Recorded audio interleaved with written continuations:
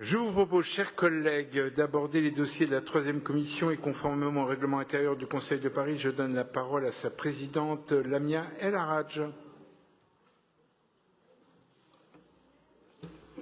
Mes chers collègues, je vais vous présenter les travaux de la troisième commission qui s'est tenue le lundi 27 juin dernier de manière dématérialisée. C'était une troisième commission au programme bien rempli avec la présentation notamment du budget supplémentaire de la préfecture de police par son administration, mais également les différentes délibérations que vont présenter David Belliard et Nicolas Norman lors de ce conseil. David Belliard a pu introduire de nombreux sujets sur lesquels nous aurons l'occasion de revenir aujourd'hui lors de nos débats.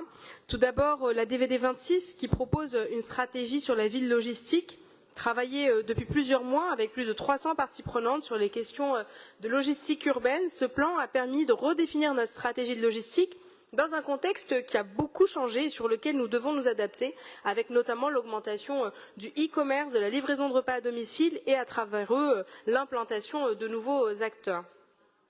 La logistique devra aussi être un outil pour continuer d'adapter la ville au changement climatique et cette stratégie qui a pour objectif d'aller vers des flux de logistique décarbonés et de réduire les nuisances liées à ce secteur.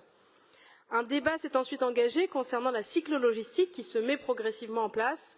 David Belliard a ainsi pu rappeler que 1000 places de livraison vélo-cargo seront créées à Paris pour accompagner le développement de ce secteur. Il a ensuite évoqué le rapport de la Cour régionale des comptes sur les stationnements concédés qui invite la ville à aller plus loin dans sa stratégie puisque la fréquentation des parkings souterrains à Paris baisse d'année en année avec la démotorisation en cours des ménages parisiens. Nous avons enfin pu parler de la communication sur l'avenir du périphérique dont nous avons eu l'occasion de débattre dans cet hémicycle hier après-midi. Il a rappelé la volonté de la ville de transformer la voie olympique en voie dédiée au covoiturage afin d'inciter à ce type de pratique et d'éviter l'autosolisme en rappelant que plusieurs autres villes européennes se sont déjà engagées sur cette voie qui semble bien fonctionner et que ce projet était déjà dans le dossier des Jeux olympiques voté au Conseil de Paris lors de la candidature de Paris 2024. Philippe Goujon a ensuite voulu connaître la position de M. Belliard sur la couverture de tronçons du périphérique. C'est un débat que nous avons là aussi eu l'occasion d'aborder hier et celui-ci a rappelé que ce type de projet n'était pas à l'ordre du jour pour l'instant. Nous avons ensuite évoqué le dossier des fourrières qui est souvent à l'ordre du jour de notre commission en proposant qu'une présentation puisse être faite par M. Belliard concernant la stratégie et le bilan des mises en fourrière par la ville et on a pu acter ensemble qu'il serait souhaitable que ce bilan soit réalisé en troisième commission prochainement. Jacques Baudrier a ensuite pu nous présenter ses délibérations, notamment celles relatives aux réseaux de chaleur urbains qui n'ont pas suscité de débat particulier. Et Nicolas Norman a pour sa part attiré notre attention sur les DPMP 3 et 5 qui concernent des subventions à des associations engagées sur la lutte contre la récidive et la prévention de la délinquance dans les quartiers prioritaires de la politique de la ville. Enfin, nos débats ont porté sur le budget supplémentaire 2022 de la préfecture de police, avec cette fois des documents qui nous ont été transmis en amont. Nous avons pu les analyser avant la commission et j'en remercie encore les services de la préfecture de police. Un budget que nous avons déjà pu aborder hier lors du débat organisé et qui est d'autant plus nécessaire que la hausse des prix de l'énergie pénalise grandement cette institution qui doit revoir à la hausse ses dépenses de fonctionnement. Il reste toutefois des incertitudes concernant ce budget supplémentaire. J'ai eu l'occasion, là aussi, de l'évoquer hier dans le cadre du débat organisé.